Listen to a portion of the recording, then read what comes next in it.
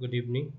आज डिस्कस करेंगे कि कॉर्टिकल विजुअल इम्पेयरमेंट के क्या क्या करेक्टरिस्टिक्स फीचर्स होते हैं, किस तरीके से सीबीआई के किट्स को, सीबीआई के केस को असेसमेंट किया जाता है, किस तरीके से क्या क्या टूल रिक्वायर्ड है, उनका इंटरप्रिटेशन क्या है, उसके बारे में डिस्कशन करेंगे।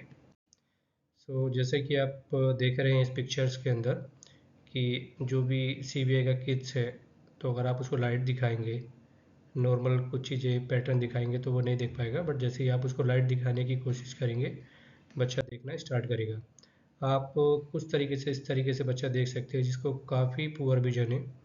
काफ़ी पुअर विजन होने के साथ में बच्चा एक पॉइंट पर या एक एनवायरनमेंट के अंदर में जो फिक्सित करने की जो एबिलिटी होती है वो बच्चे के अंदर में नहीं होती है। वो इधर उधर साइड बाई साइड या कोई भी एक नॉन पर्पसफुल गेज में बच्चा आंखों को घुमाता है। तो इस तरीके से जो किट्स आप देख रहे हैं कि हो सकता है कि किसी स्टूडेंट के साथ में व्यंग्यपन के साथ में भी बच्चा रिप्रेजेंट कर सकता है और बिना व्यंग्यपन के साथ में भी बच्चा इस तरीके से रिप्रेजेंट कर सकता है। तो कुछ उसके जो सीबीआई के कैरेक्टरिस्टिक फीचर्स हैं जैसे कि विजुअल फील्ड रेफरेंसेस हैं। तो विजुअल फील्ड प्रेफरेंसेस में uncommon field area and may be loss of visual field. तो उसका विजुअल एरिया एक अलग तरीके से होगा, विजुअल फील्ड कम होगा। स्पेशली ऐसा मानता है कि कॉर्टिकल विजुअल इम्पेयरमेंट में इन्फीरियर फील्ड लॉस होता है, कि जैसे कि हमने पिछली बार बताया था कि अगर कोई भी चीज़ लेटरल जेनिकुलेट बॉडी के अंदर में है और lateral geniculate body is basically दो पॉजिटिव फैक्टर्स कर सकती है। One is the inferior field loss और दूसरा उसको सेरिब्रल पाल्सी भी कोज कर सकती है। तो आप ऐसे बच्चे के लिए आप क्या कर सकते हैं कि आप एक वाइट बोर्ड अपने हाथ में ले सकते हैं, जैसे कि कुछ टूल्स आप घर पे भी या आप अपने लोकल भी इसको डिज़ाइन कर सकते हैं, because these are the expensive tools to purchase.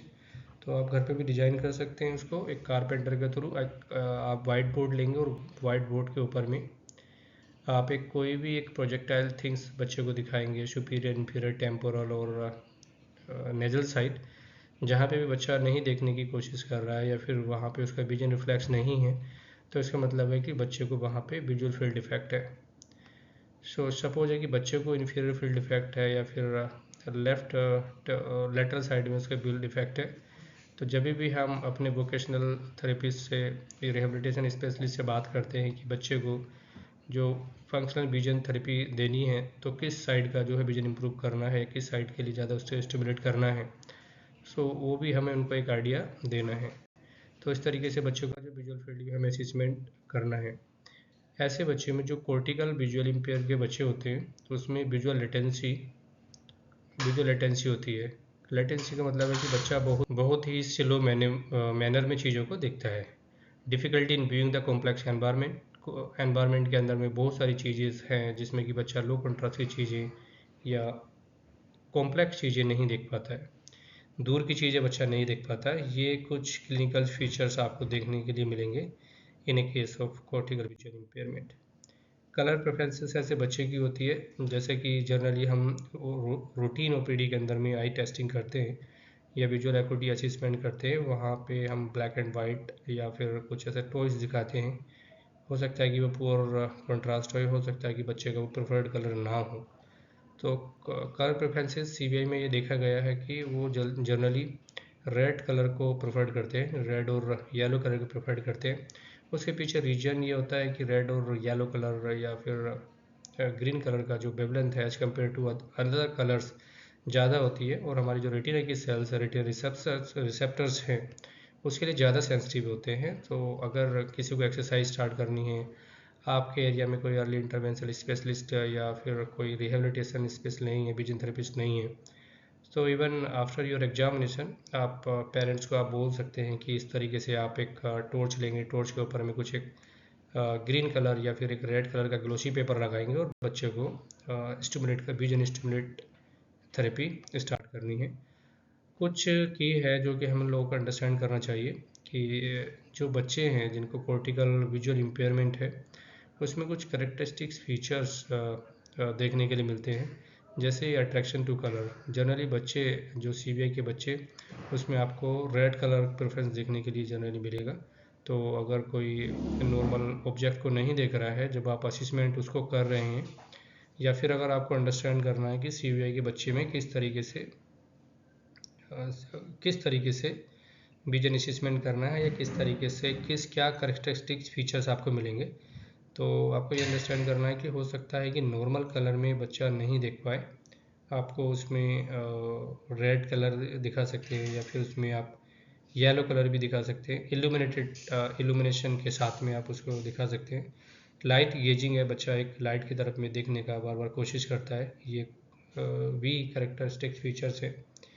Of A case of cortical visual impairment, movement dorsal stream, अगर बच्चे को कुछ मूवमेंट्स रिलेटेड इशूज़ हैं कि अगर आप एक साइड से दूसरे साइड में अगर कुछ चीज़ को मूव कर रहे हैं, एक साइड से दूसरी साइड में उसको किसी ऑब्जेक्ट को लेकर के जा रहे हैं या बच्चे को दिखा रहे हैं, बच्चा मूव नहीं कर रहा है, तो इसका मतलब है कि बच्चों को डोर्सल स्ट्रीम में प्रॉब्लम्स है। डोर्सल स्ट्रीम्स का जो मैंने बताया था कि जो भी हमारा इमेज का प्रोसेसिंग होता है, विजन का, विजुअल और कंट्रास्ट का या कलर विजन का, वो हमारे विजुअल कॉर्टेक्स में होता है, ओसिपिटल कॉर्टेक्स में होता है।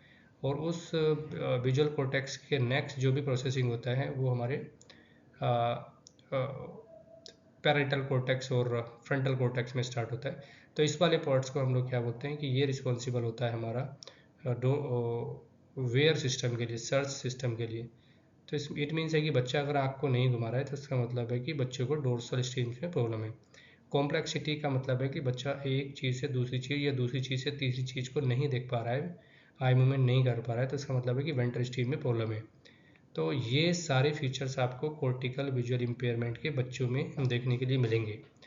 विजुअल लेटेंसी होगा, लेटेंसी मतलब कि स्लो मूवमेंट, बच्चा जब एक जगह से दूसरी जगह देखता है तो उसमें CBI के केस में आपको बहुत स्लो देखने के लिए मिलेगा। हालांकि बच्चों में जो सेंटर फील्ड है, मिड लेवल है, वो बहुत लेट डेवलप होता है।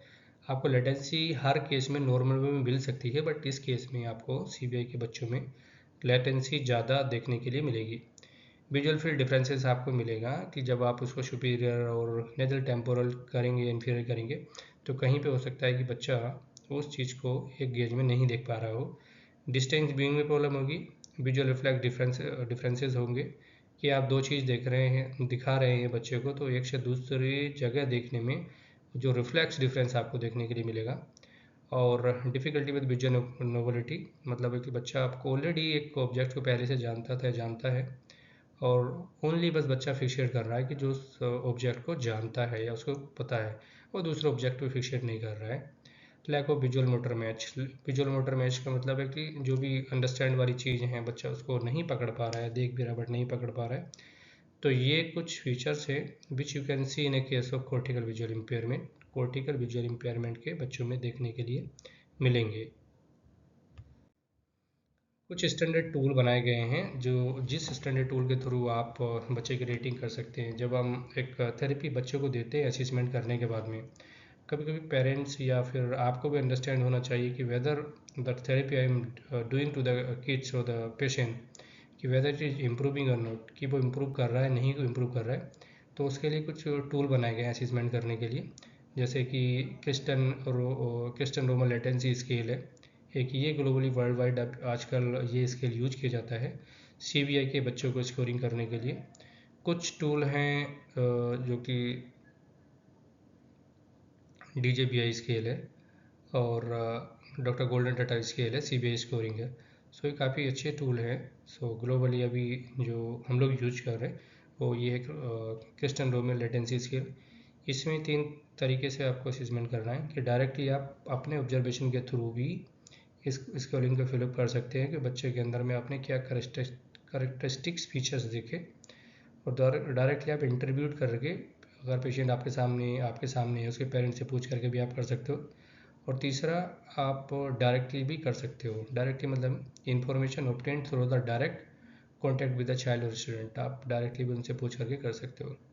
सो इस आप 3 तरीके से कर सकते हो, चाइल्ड और स्टूडेंट का ऑब्जर्वेशन करके, और इंटरव्यू करके, और डायरेक्ट कॉन्टैक्ट, मतलब आप पेरेंट्स से बोल सकते हो कि बच्चे के अंदर में क्या क्या करेक्टरिस्टिक फीचर्स आपको दिखते हैं, आप उसको खुद भी यहाँ पे इसमें फिलअप कर सकते हो।